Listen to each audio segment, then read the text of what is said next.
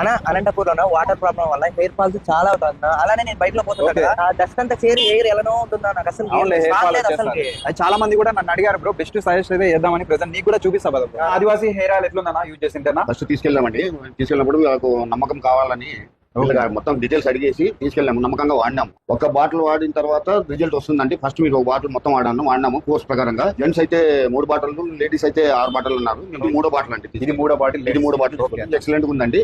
First hair falls ఉండేవి అన్ని వెళ్ళిపోయినాయి. కొత్త గ్రోత్ వస్తుంది. కొత్త వస్తున్నాయి. ఇక్కడే నమ్మాలనేసి మీకు ఎట్లా అనిపించింది అన్న? అయితే చాలా వస్తున్నాయి కానీ వాళ్ళు ఎవరు రెస్పాన్స్ మనకి ఎవరికి అడగలేము మేమండి.